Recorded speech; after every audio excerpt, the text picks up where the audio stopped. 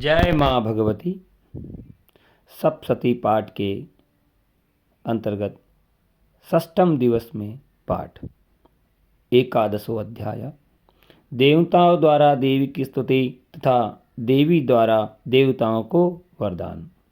ध्यान। मैं भुवनेश्वरी देवी का ध्यान करता हूँ।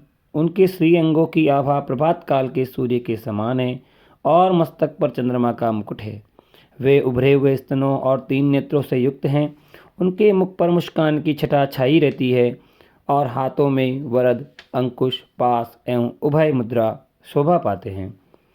ऋषि कहते हैं, देवी के द्वारा वहाँ महादैत्यपति शुंभ के मारे जाने पर इंद्र आदि देवता अग्नि को आगे करके उन कात्यायनी देवी की स्तुति करने लगे।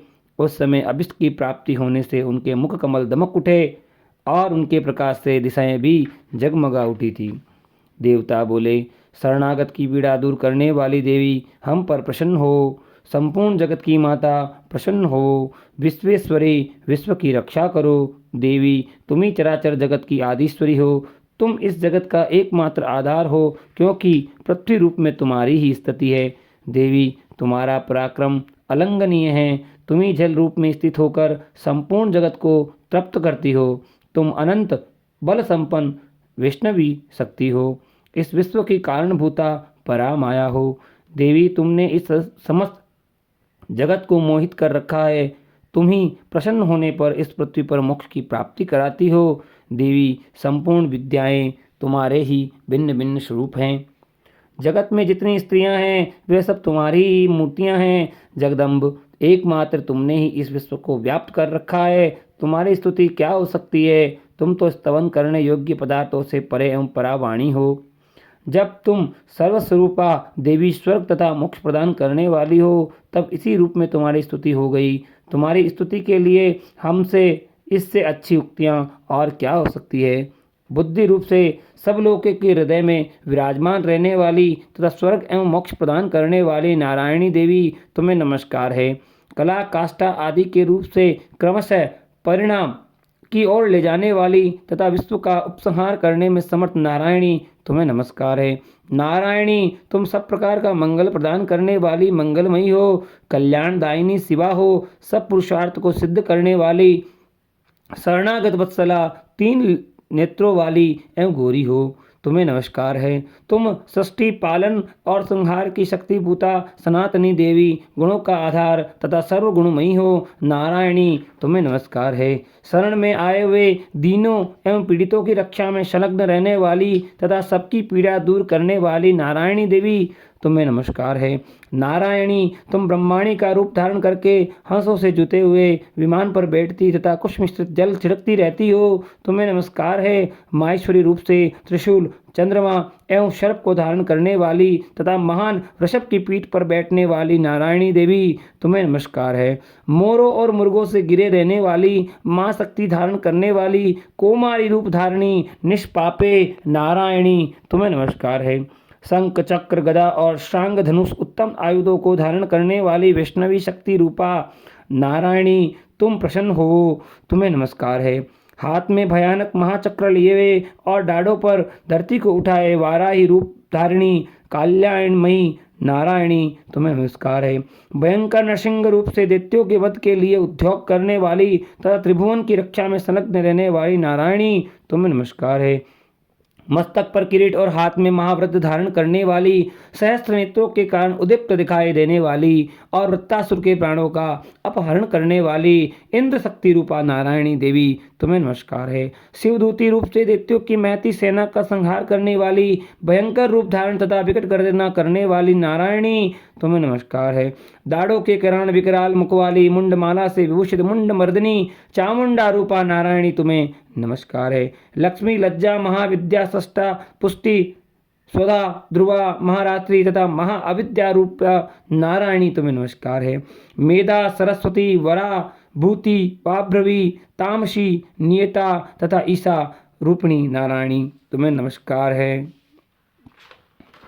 सर्वसत्व रूपा सर्वेश्वरी और सब प्रकार की शक्तियों से संपन्न दिव्य रूपा दुर्गे देवी, हसब भयो से हमारी रक्षा करो, तुम्हें नमस्कार है। कात्यायनी, ये 3 लोचनों से विभूषित तुम्हारा सौम्य मुख सब प्रकार के भयों से हमारी रक्षा करे। तुम्हें नमस्कार है। भद्रकाली ज्वालाओं के कारण विकराल प्रतीत होने वाला, अत्यंत भयंकर और समस्त असुरों का संहार करने वाला तुम्हारा त्रिशूल भय से हमें बचाए। तुम्हें नमस्कार है। देवी, जो अपनी ध्वनि से संपूर्ण जगत को व्याप्त करके दैत्यों के तेज नष्ट किए देता है, वह तुम्हारा घंटा हम लोगों की पापों से उसी प्रकार रक्षा करे जैसे माता अपने पुत्रों की बुरे कर्मों से रक्षा करती है। चंडिके, तुम्हारे हाथों में सुशोभित खड्ग जो असुरों के रक्त और चर्बी से चर्चित है, हमारा मंगल करे। हम तुम्हें नमस्कार करते हैं। देवी, तुम प्रसन्न होने पर सब रोगों को नष्ट कर देती हो और कुपित होने पर मनोवांछित सभी कामनाओं का नाश कर देती हो। जो लोग तुम्हारी शरण में जा चुके हैं उन पर विपत्ति तो आती ही नहीं है। तुम्हारी शरण में गए वे मनुष्य दूसरों को शरण देने वाले हो जाते हैं। देवी अंबिके, तुमने अपने स्वरूप को अनेक भागों में विभक्त करके नाना प्रकार के रूपों से जो इस समय इन धर्मद्रोही महादैत्यों का संहार किया है, वह सब दूसरी कौन कर सकती थी। विद्याओं में ज्ञान को प्रकाशित करने वाले शास्त्रों में तथा आदि वाक्यों में तुम्हारे सिवा और किसका वर्णन है, तथा तुमको छोड़कर दूसरी कौन ऐसी शक्ति है जो इस विश्व को ज्ञानमय घोर अंधकार से परिपूर्ण ममता रूपी गड्ढे में निरंतर भटका रही हो। जहाँ राक्षस, जहाँ भयंकर विश्व वाले सर्प, जहाँ शत्रु, जहाँ लुटेरों की सेना और जहाँ दावानल हो, वहाँ तथा समुद्र के बीच में भी साथ रहकर तुम विश्व की रक्षा करती हो। विश्वेश्वरी, तुम विश्व का पालन करती हो। विश्व रूपा हो, इसलिए संपूर्ण विश्व को धारण करती हो। तुम भगवान विश्वनाथ की भी वंदनीय हो। जो लोग भक्ति पूर्वक तुम्हारे सामने मस्तक झुकाते हैं, वह संपूर्ण विश्व को आश्रय देने वाले होते हैं। देवी, प्रसन्न हो। जैसे इस समय असुरों को वध करके तुमने शीघ्र ही हमारी रक्षा की है, उसी प्रकार सदा हमें शत्रुओं के भय से बचाओ। संपूर्ण जगत का पाप नष्ट कर दो और उत्पात एवं पापों के फलस्वरूप प्राप्त होने वाले महामारी आदि बड़े बड़े उपद्रवों को शीघ्र दूर करो। विश्व की पीड़ा दूर करने वाली देवी, हम तुम्हारे चरणों में पड़े हुए हैं, हम पर प्रसन्न हो। त्रिलोक निवासियों की पूजनीय परमेश्वरी, सब लोगों को वरदान दो। देवी बोली, देवताओं में वर देने को तैयार हूँ। तुम्हारे मन में जिसकी इच्छा हुआ वर मांग लो। संसार के लिए उस उपकारक वर को मैं अवश्य दूंगी। देवता बोले, सर्वेश्वरी, तुम इसी प्रकार तीनों लोगों की समस्त बाधाओं को शांत करो और हमारे शत्रुओं का नाश करती रहो। देवी बोली, देवताओं, व्यवस्थ मनवंत्र के 28वें युग में शुंभ और निशुंभ नामक 2 अन्य महादैत्य उत्पन्न होंगे।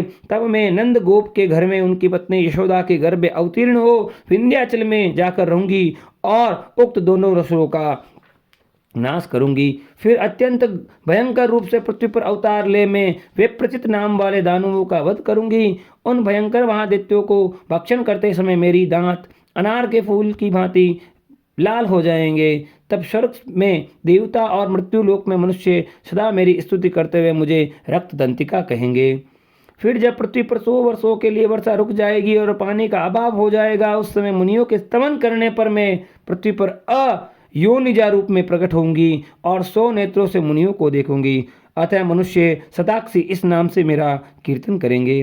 देवताओं, उस समय मैं अपने शरीर से उत्पन्न हुए शाकों द्वारा समस्त संसार का भरण पोषण करूंगी। जब तक वर्षा नहीं होगी तब तक वे शाक ही सबके प्राणों की रक्षा करेंगे।